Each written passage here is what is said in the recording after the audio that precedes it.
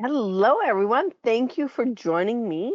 We're going to be talking about expense savings accounts and how they're used. We're going to touch base on a couple of the other types of savings accounts as well. That way, you're able to distinguish between them and be able to understand whether an expense savings account is what you're looking for. Okay. And now, just want to introduce myself. My name is Kim. I am one of the financial wellness coaches here at the New Hampshire Federal Credit Union Centers for Finance and Education. Okay. If you have any questions, okay, I want you to grab a piece of paper and pen, write them down, jot them down on your computer, whatever works for you. I'm going to give you our email and our phone number at the end of this presentation. Feel free to send me any of those questions via email or give me a call and leave me a message. I am in and out of the office because I'm constantly doing education things, coachings, and things. But expect to have me give you a call within the next business day. Okay? All right, so let's go ahead. Let's get started. All right. So, what are savings accounts? Why do you need them? So, this first sentence is extremely important. Okay? So, here we go. Using a savings account creates some distance, okay? Creates some distance between everyday spending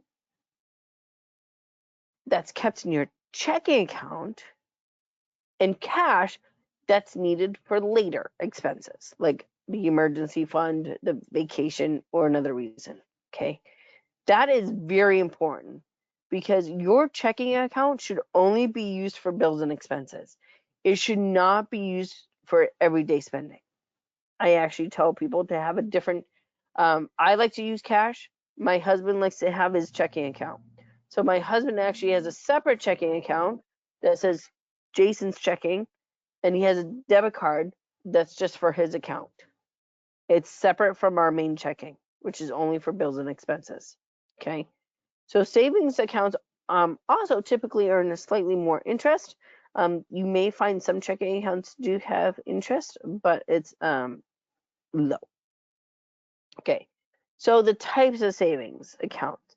These are the accounts. So you have traditional savings that you're going to find at any financial institution. You have high yield savings accounts. There's usually stipulations for these high yield savings accounts, okay? Usually higher interest. They're usually you have to meet some type of criteria. The financial institution is online only, so you have to meet some of those requirements of having, like e-statements and things like that. They're not. So to get a higher interest, there's usually some things that you need to follow. Money market accounts is like a savings slash checking. Um, so you can usually get checks on money market accounts, but you can only withdraw from them so many times per month. Okay. You can deposit as many as you want, but usually you only have a certain amount that you can withdraw. Okay. Certificate of deposits. These are a type of savings instrument where you will go ahead and say, oh, I see that you have, a lot of people call them CDs. You'll see that in the parentheses. I want that 12-month CD that's at like 3%. What they do is they go, okay, how much do you want to put in that CD? Let's say 2,000. They'll take $2,000, they'll put it in that CD, but they'll lock that money up. So you can't use it for that 12 months. So when we talk about being able to use your money, it's also called liquidity. Liquid.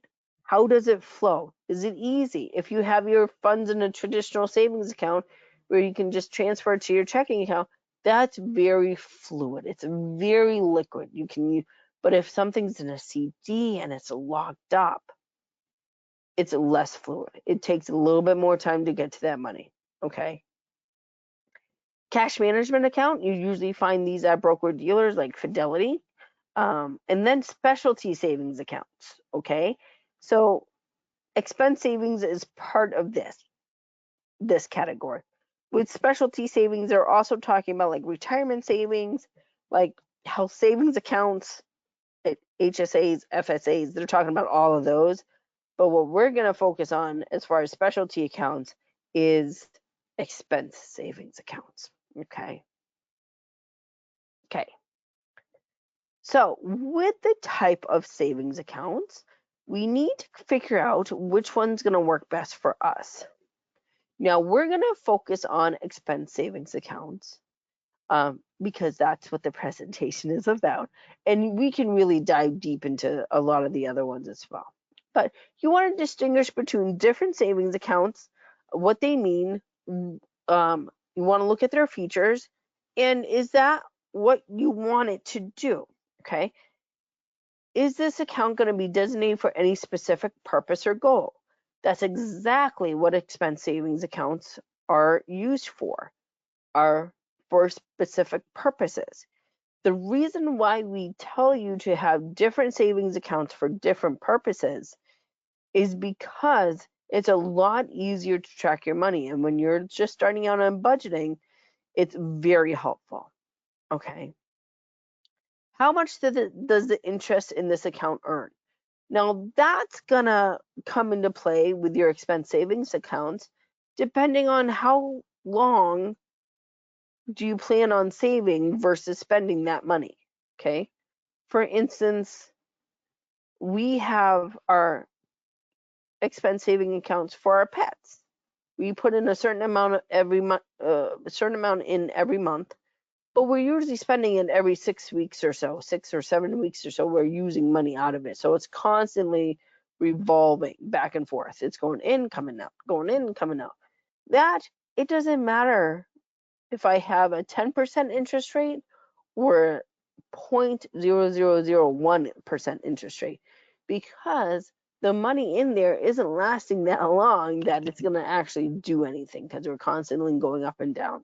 Okay. So that's what when we were saving for our house, we were stocking money into a savings account that was meant for our house. And that one did have higher interest because we knew we knew it was going to be a few years before we were going to be able to buy a house. So we actually wanted a savings account that had a little bit more interest. Okay. Does the bank charge any fees? If the bank or credit union charges any fees for the savings account, don't get it. That defeats the purpose of a savings account. Okay? Just saying. Are there any tax benefits? This usually is when we're talking about, the HSAs, the FSAs, the college saving plan, those type of accounts. It's really not talking about the expense savings accounts that we're going to be talking about, okay? How accessible is the money? Like we were just talking about, the liquidity. Is it really fluid, or is it kind of like, oh no, it's going to take me some time, depending on what you need it for? So for instance, the cat money, I would never put into a CD, right? Because we're using it so frequently that wouldn't make any sense. Could I make money off of it? Sure. But then what would I use to buy the cat's litter, the food, the treats? Okay. So you have to have an understanding of the type of funds that you're going to be saving for and what they're going to be used for and the length of what they're going to be used for, okay? Will I pay penalties for withdrawing the money? That is a good question, depending on how for instance, if we put the CD in that 12 months, if we need that money within that 12 months and we're paying a penalty, well, guess what? It might have not even been worth it to put it in there. You might have been able to make more just having it in the savings account. Okay, that's what you want to look at. But for our purposes, we're going to be talking about expense savings. And now I'm going to be showing you some examples shortly of what my part of my financial savings, expense savings looks like. What I don't want you to do is get overwhelmed when you see it. It did not start off like this. I do not want you to jump in full throttle, cowabunga, cannonball right into the deep end.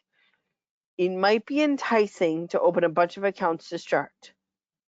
especially if you have a few different goals. But it may have the opposite effect. And what I mean by that is if you see all these savings account because you have this grandiose about all the savings that you're going to have, but nothing happens for a few months, it can actually your psyche can be like, I don't know why I did this. I can't save, blah blah blah blah. And you start having these negative feelings toward these savings accounts, which you don't want to do. Okay. We want to set you up for greatness. We do not want to set you up for failure. Okay. So we're going to start off slow. When we started this off, when we started budgeting and working on a budget and then started to open up these expense savings accounts, so we started with one. 13 years later, we have this. Well, part of this. I have more too. So you can see that we have our primary checking. The only thing in here is our bills and expenses. Everything else gets moved out. We have the hubby's fund money. All right. Each pay period, we put a little bit in here, transfer rate out, boom. And on our budget, I count that when our checks come in and I putting funds in his fund checking account, I check it off my budget as a bill done. So once I transfer that money into fund checking, boom, it's off my budget, completed. Super duper easy. Then I don't need to keep track of it. He doesn't need to keep track of it. I don't care what he spends his money on. He doesn't care what he spends his money on because it's allocated to him. That's his money. Okay. Baby savings. I don't shop much for me. Will I shop for my babies? Oh my God. I will spend everything. If I didn't have a baby savings, I would be so bad. So bad. So this, we figured out how much we spend in diapers, formula, clothes, toys, and we set a limit on the toys because, as I said, my house would be filled. I'd be on that TV show Hoarders, and it'd be all kids stuff. The kids would be having a ball, right? Hubby, not so much. But so we have a set amount put in the baby savings each month that covers that stuff, right? We make sure we have the money ahead of time before we have to purchase anything.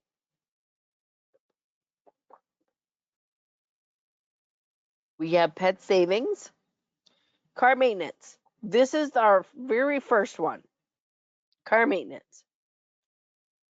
When we started this off, when we started our budgeting and when we were building up our emergency fund, we realized that our biggest emergencies always revolve around the car.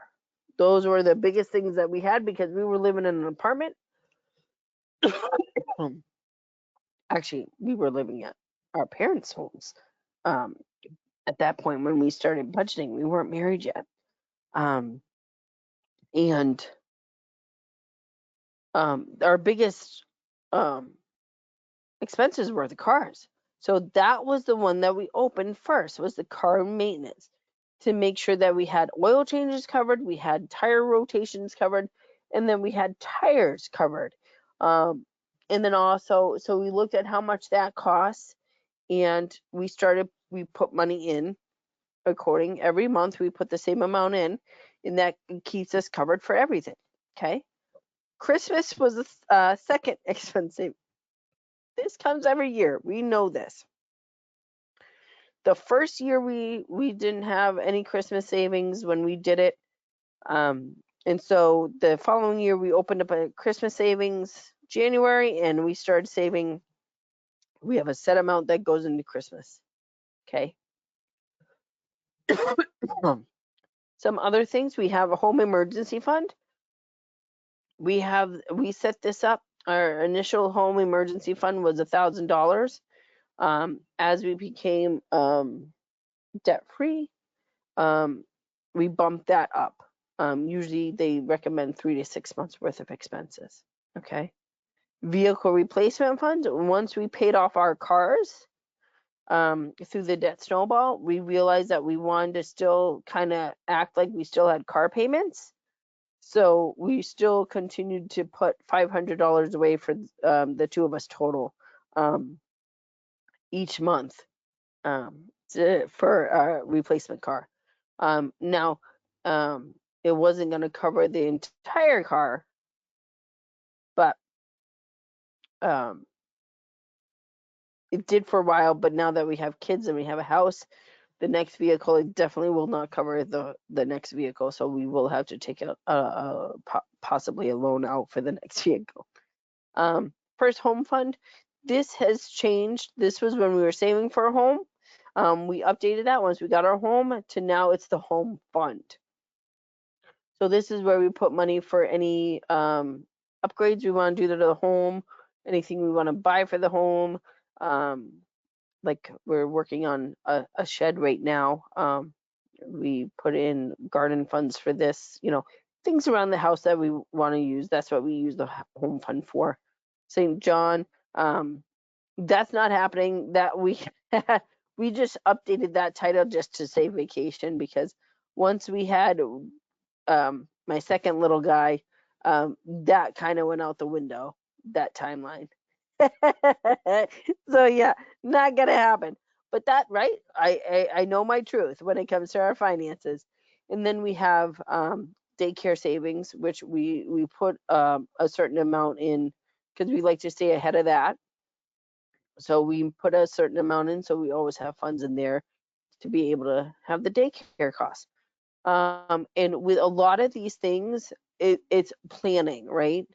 We know we're gonna have um, pet expenses. We know that. The reason why we have these savings is because now, if something happened where, we lost a little bit of income or something like that, we still had this saved. So we have it in savings to cover it.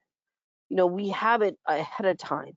And with all these, we're working because we know this stuff is coming. It's not a surprise. Therefore, when it happens, we don't need to act surprised and try and figure out how to pay for it.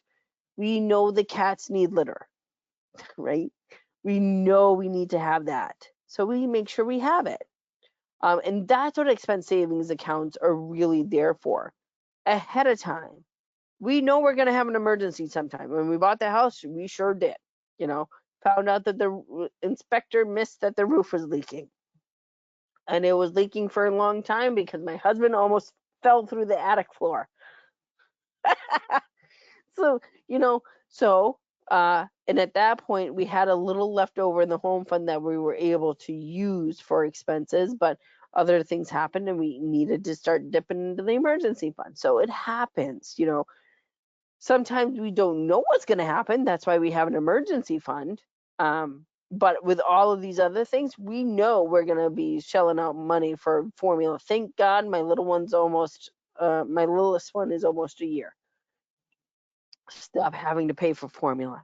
And my oldest one is almost out of diapers. Oh, hallelujah. So, we're getting there. We're getting there. The budget's going to look a little bit better once those two things change. But, it's things that we know is coming and we're planning for it. We have it ahead of time. Okay? So that's what expense savings accounts are supposed to do. And also, what they're supposed to do is help you with the budgeting purpose. And how do they do that? Now, a lot of people like, well, I just put it all into one savings. I'm like, how is that going? They're like, it's not. I'm like, yeah. Imagine if we had all this together in one savings. Okay. What did I tell you at the beginning of this presentation? I don't shop for myself, but I can shop for the kids. If we had all this in just one savings account, not labeled anything, do you think I'd be able to overspend and spend much more on the children than I actually have allocated to the baby? Yes. in a heartbeat. In a heartbeat. And this is why we have separate savings accounts. Because when I do the budget and I know we're putting a certain amount in baby savings, I'm putting a certain amount in baby savings. It's not a question. I don't need to keep track anywhere else. On my budget, it says $400, right? 350 of that goes toward formula and diapers, right? Uh, and then the other 50 we usually using to clothes. If we're doing good and I get some on clearance, then we get to get some toys. Okay. But if I had that mixed all in, do you know how easy it would be for me to just like, woo, let's go get some stuff. Super duper easy. Okay. And it would be harder to track on my budget. So not having expense savings accounts would make budgeting 10 times harder. This alleviates all the headaches when it comes to budgeting. Because what happens on the budget when all of a sudden I'm putting $400 in the baby savings? I check it off the budget. It's done. It's in its own account. Now, when I buy baby stuff, I don't need to keep track of it anywhere else because what I'll do is say I go to BJ's and I get all my diapers and diaper rash cream and some food and wipes and all that jazz, and it comes out to like $200. All I do is I use my debit card. I'll move it from the baby savings into my checking, that $200, and then I'll pay for it.